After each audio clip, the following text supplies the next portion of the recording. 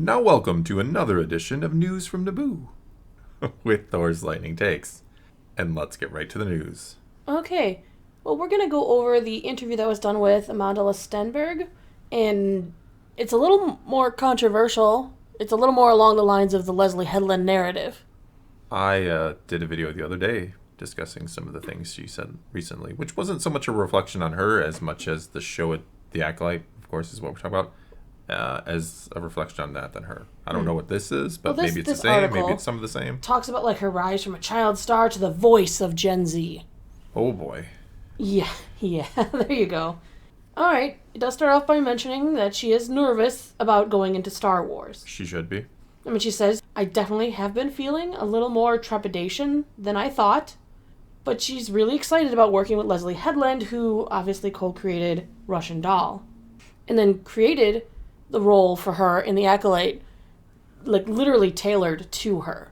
Like Stenberg was in her mind when Headland created the role. Stenberg says, all the artwork was conceptualized with my face. And Leslie was like, so I've been working on this for about 3 or 4 years for you. I don't know what I'm going to do if you don't do it. No pressure. So I was sent to the moon, of course. So she was just working on this for years? Not even knowing if she would want to do it? I mean, because I know Amandla is a big Star Wars fan, from what I understand. That I've heard, yes. Yeah. I mean, she dressed up as like Padme at Celebration.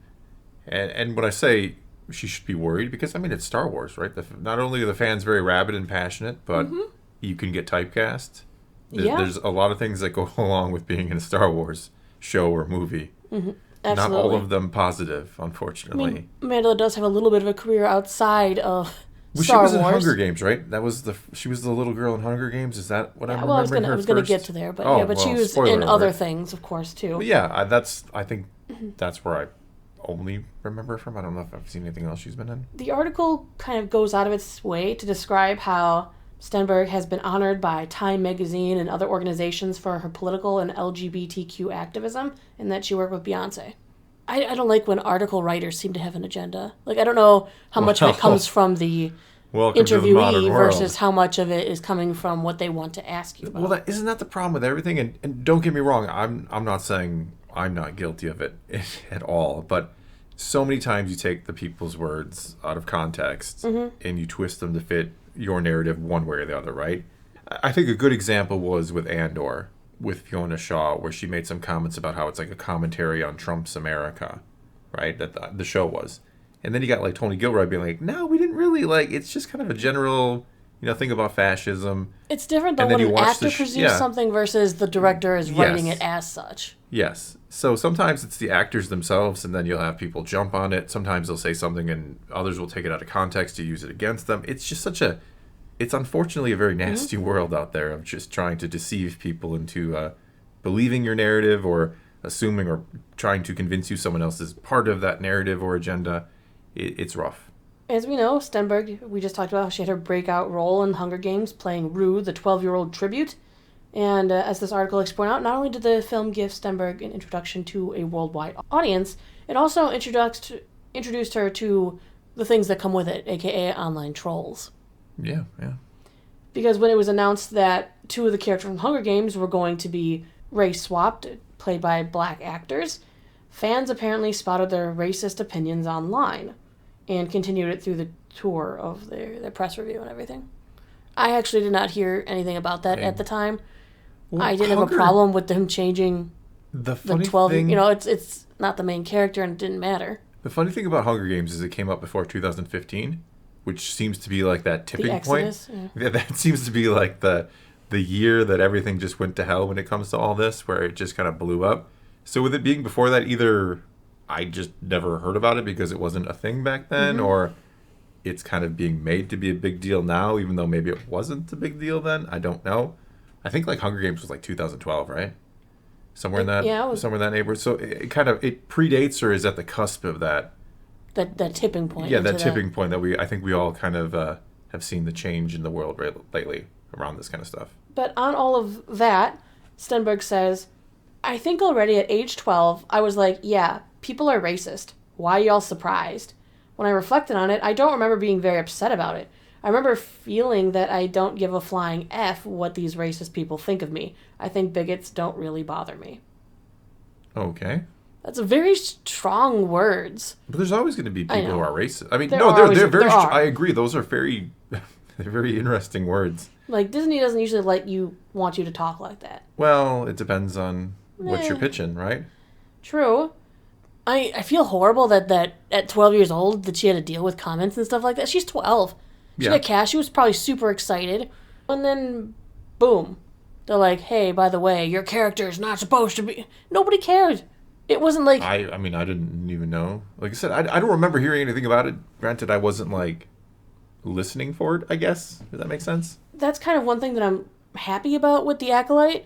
These are not characters that we know. There's no way we can sit there and go, well, it's because this character is supposed to be a different race. No. Well, we can't do that, but this character was made for her. Yeah, but we can do it the other way, right? Where she's only getting that role because she's black and part of the LGBT. I mean, it's such an annoying thing all around. I feel like, can we just let people be people? Mm-hmm. And I mean that both ways. Like, again, like if you're part of the LGBT whatever community and you want to be proud, that's fine. But if someone else doesn't want to like share in your excitement and pride, I don't think that's bad either, right?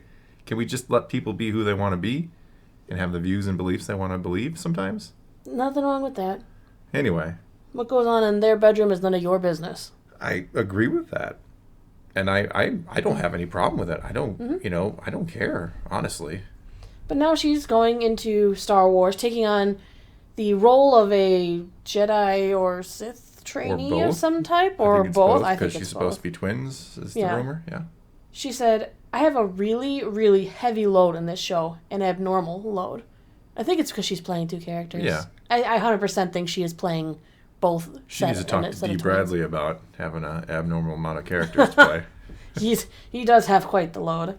About the filming and everything, she said, the crews are so hardcore, they're so hardworking, and it's very kind of hierarchical and competitive. The people work their butts off. I think it's very different, than what I've experienced on most American sets. She really can't say much about the project, obviously. The Lucasfilm NDAs are notorious. Badass. And famous. As Katie Sackhoff once famously said. Sure, you can say it. I said but, and you said... Oh, well, I mean, that's kind of PG still, right? That's not that bad. I mean, all she can say is, in the context of the Star Wars universe, it's a time of great peace, theoretically. It's also a time of an institution, and it's a time in which conceptions around the Force are very strict. And I think what we're trying to explore within our show is when an institution has a singular conception of how power can be used, we try to provide a lot of different perspectives and answers to that question. The idea is to kind of honor the ethos of Star Wars and ideas around the Force and also challenge them, hopefully harmoniously. Should I ramble on about this for about 20 minutes, or should we point people to the video where I talk about this particularly? For 20 minutes? I don't think it was actually 20. It was probably shorter than that, but I tend to edit when it's my own video. So. I mean, isn't this something, though, that they were doing in the High Republic phases throughout? Not really. Well, you have... Mind you, I didn't read much at all of High Republic. No, you haven't missed a whole lot, unfortunately. You have the Jedi, and then you have, like, the open hand who believe that using the Force hurts the Force. And then they talk about this council on Jeddah who have people who believe all sorts of different beliefs about the Force. Which kind of contradicts what she's saying there, doesn't it? It doesn't. I mean, she's talking about an institution as in, here's the Jedi and here's their singular concept. Yeah. And they want to provide a lot of different aspects or perspectives to that. Who are they forcing it upon other than their own members who are free to leave whenever they want? They didn't say they're forcing it. They just said that the conceptions are strict. Yeah, upon its own members. Yes, which is fine because they chose to be there. They choose. Right? Well, yeah, I mean, yes, initially you're kind of born into it essentially, but then you do have the choice to leave. And it's not like they're a terror upon the galaxy because of their beliefs. Their beliefs are that we should have balance, that people should be good to each other. And they believe that anybody who fully commits to the dark side is a threat to the galaxy. The Sith are a threat to the galaxy, and those are the ones who should be eliminated. They don't really have a problem with the average person doing average things. They're not really trying to impose their will on anybody. No, they're just trying to do their own thing. Yeah. I am interested to see how that will all work. And remind you, she did say, I think what we're trying to explore. Maybe she doesn't know. Well, I even said that. I gave the disclaimer. Like, she could either be mischaracterizing it or it misinterpreting could be, or... Yeah, exactly. The video wasn't to place any blame or anger upon her at all. It's just about the concept. I think they're just wrong. I get what you're saying. Yeah. Kind of the rest of the article, she goes on to talk about social media and how it's, like, shaped her generation, shaped her, how you organize and express your thoughts, and how, of course, like most people, she has a love-hate relationship with social media. She understands that you have to really be cautious about it these days, that there's no legislation to control or mitigate the amount of manipulation that could be occurring, because obviously the feed is what it is. I mean, how many times do you get things shoved into your feed that you have no want or desire for, but it's there? Yeah, but, I mean, that's my choice to go on the social media platform, right? It is. But they waited to, like, really sneak that stuff in there till most people became kind of addicted. Well, no, I don't. I mean, I agree and disagree, because it is your choice to participate in social media. Mm-hmm. And it's your choice. I mean, you also then have the freedom to say whatever you want on social media. So yeah, but that's why she's concerned about social media, because while it is a free speech thing, you're still having these algorithms throw things at you that you don't know if you necessarily want. It kind of turns into an echo chamber at times. Yeah. In that if you are a person who isn't well informed or knowledgeable, you might be almost getting tricked into believing things because you don't hear anything else. As I said, I agree and disagree, because for one, it is a choice. For two, you're right. It does cram the same things down your throat that it wants to cram. You start engaging with a certain thing, it's going to reinforce that belief. It's an echo chamber, essentially. Mm-hmm. So you don't always get the other side of the argument. And then sometimes you do see the other side of the argument. You're like, oh, that's so preposterous. How are they even allowed to say that? Well, they just have a different belief than you. Yeah. It's not always, it doesn't always need to be legislated. I mean, free speech is free speech. I mean, she's not planning on giving up her 2.2 million Instagram followers or her... that's not interesting. 830,000 TikTok followers. Yeah. It's okay. Yeah, those people at this point, are she's obsessed with social media. She says she's got 3 meme accounts. That's Amandla Stenberg, your acolyte. That's your acolyte. I mean, hey, it's a different generation for me. It is. It's very different than the world that I grew up in. Yeah, it is. The world I grew up in is not the world of today, which is not a good thing and not a bad thing. It's a little of both, right?